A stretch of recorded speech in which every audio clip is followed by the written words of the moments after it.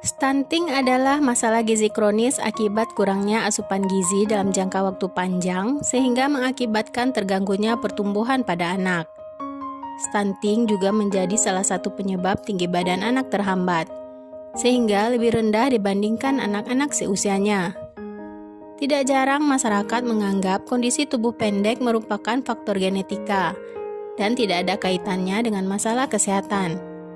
Faktanya, faktor genetika memiliki pengaruh kecil terhadap kondisi kesehatan seseorang dibandingkan dengan faktor lingkungan dan pelayanan kesehatan. Biasanya, stunting mulai terjadi saat anak masih berada dalam kandungan dan terlihat saat mereka memasuki usia 2 tahun.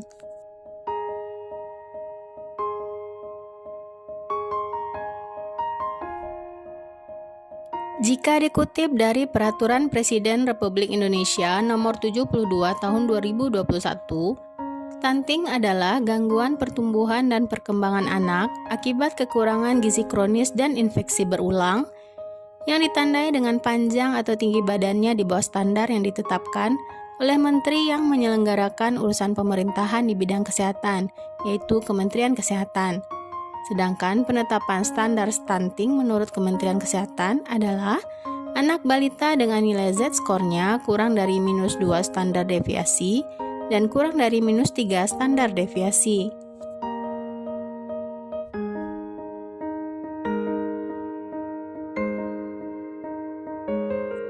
Stunting ditandai dengan panjang atau tinggi badan anak berada di bawah standar. Penentuan stunting biasanya dilakukan dengan melakukan pengukuran panjang badan atau tinggi badan anak dan memplot hasil pengukuran ke dalam suatu grafik pertumbuhan yang dikeluarkan oleh WHO. Grafik yang dipakai adalah grafik panjang badan atau tinggi badan menurut umur. Grafik pertumbuhan ini juga terdapat dalam buku KIA dan biasanya diisi oleh tenaga kesehatan setiap bulannya di posyandu.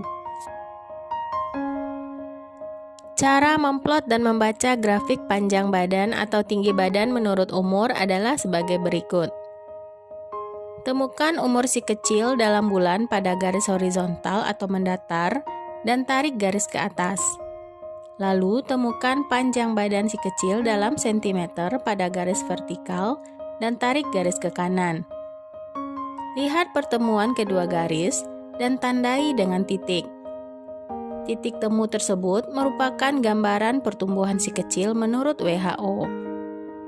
Berdasarkan Permenkes Nomor 2 Tahun 2020 tentang standar antropometri anak untuk indikator panjang badan menurut umur, jika titik temu panjang badan dan umur anak berada pada garis kurang dari atau di bawah -3 standar deviasi, maka anak termasuk dalam kategori sangat pendek.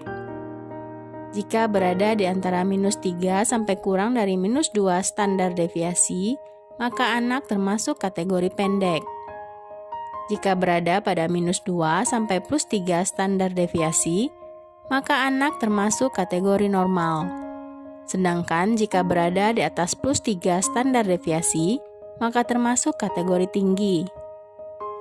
Seorang anak dikatakan stunting jika panjang badan atau tinggi badan menurut umur berada di bawah garis -2 standar deviasi dan kurang dari -3 standar deviasi, atau kategori pendek dan sangat pendek.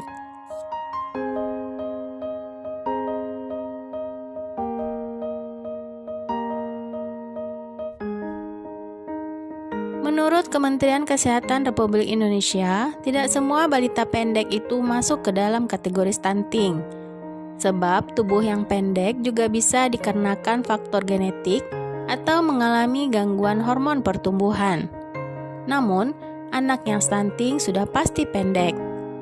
Pengertian yang benar dari stunting adalah anak yang pendek yang juga mengalami malnutrisi atau kurus karena kekurangan nutrisi.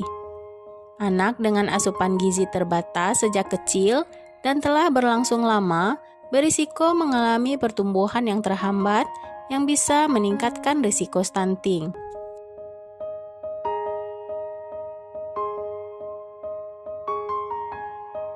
Gejala stunting umumnya bisa terlihat saat anak berusia 2 tahun. Namun, hal ini sering tidak disadari atau malah disalahartikan sebagai perawakan pendek yang normal.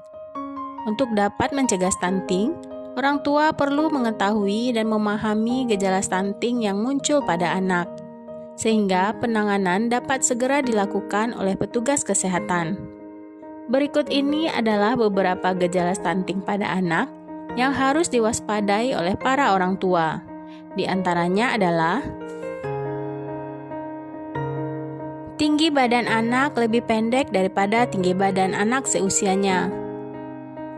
Berat badan tidak naik secara konsisten, bahkan cenderung turun.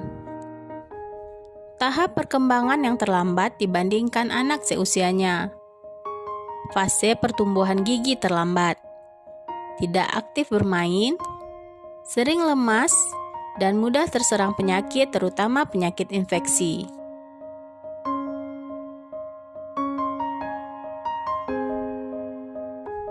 Pastikan untuk rutin memantau pertumbuhan anak dengan mengukur berat badan, tinggi badan, dan indeks massa tubuh anak ke posyandu atau fasilitas kesehatan terdekat sebagai screening awal pertumbuhan anak.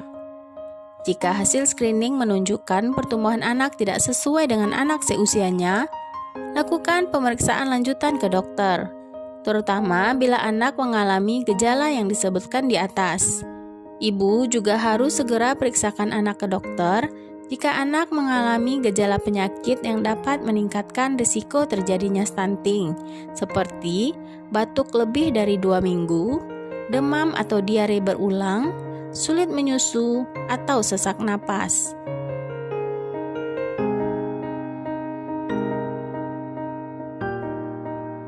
Stunting disebabkan karena kekurangan gizi kronis atau kekurangan gizi dalam jangka waktu yang lama, terutama terjadi pada 1000 hari pertama kehidupan. Faktor utama terjadinya stunting pada anak diantaranya yaitu kurangnya asupan gizi pada ibu selama hamil. Organisasi Kesehatan Dunia (WHO) menyatakan bahwa sekitar 20% kasus stunting terjadi sejak anak berada dalam kandungan. Hal ini dapat terjadi akibat makanan yang dikonsumsi ibu selama hamil kurang bergizi, sehingga janin tidak mendapatkan cukup nutrisi.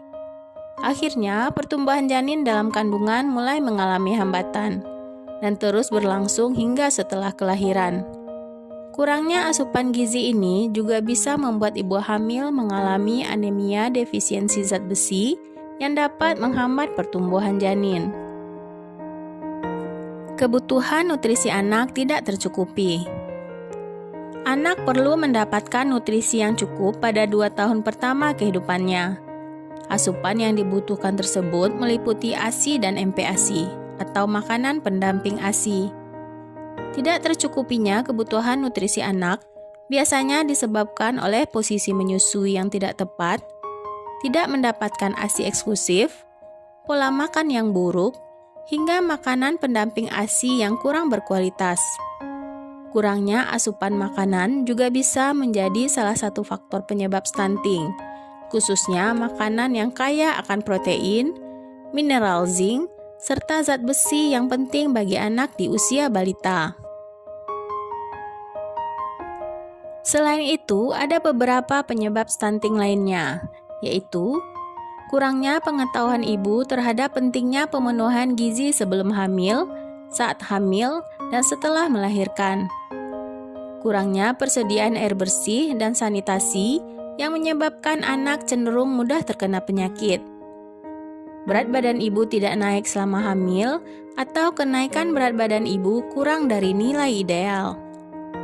Kurangnya akses terhadap layanan kesehatan yang memadai, termasuk pemeriksaan rutin, imunisasi, dan perawatan kesehatan anak, dapat menghambat deteksi dan penanganan dini terhadap masalah pertumbuhan anak.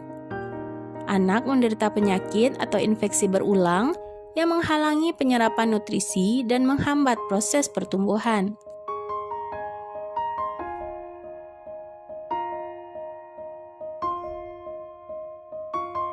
Dampak stunting pada anak akan terlihat pada jangka pendek dan jangka panjang.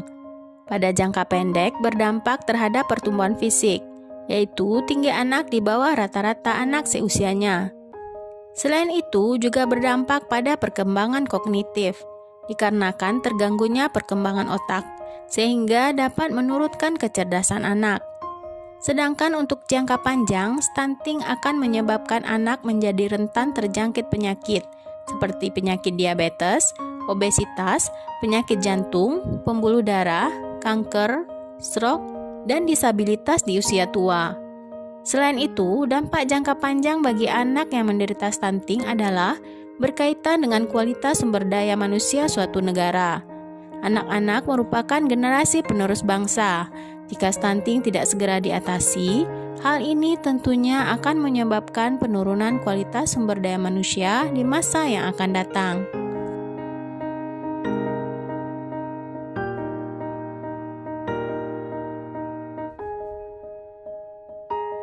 Pencegahan stunting bisa dilakukan sedini mungkin untuk meminimalisir efek yang ditimbulkan di kemudian hari.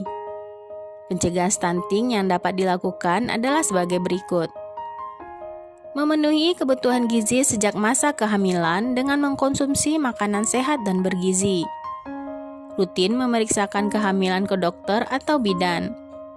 Menerapkan inisiasi menyusui dini atau IMD. Memberikan ASI eksklusif sampai bayi berusia 6 bulan.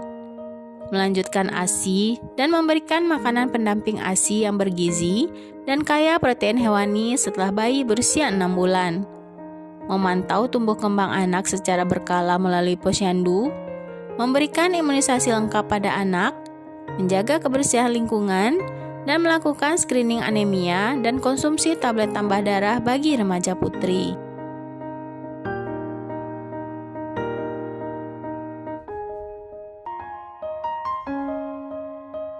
Stunting tidak dapat disembuhkan bila sudah melewati batas usia balita. Pertumbuhan linear atau bertambah tinggi badan masih mungkin untuk dikejar hingga seseorang berusia sekitar 24 tahun, yaitu dengan perbaikan asupan gizi dan olahraga fisik. Tetapi pertumbuhan dan perkembangan otak sudah tidak bisa lagi dimaksimalkan.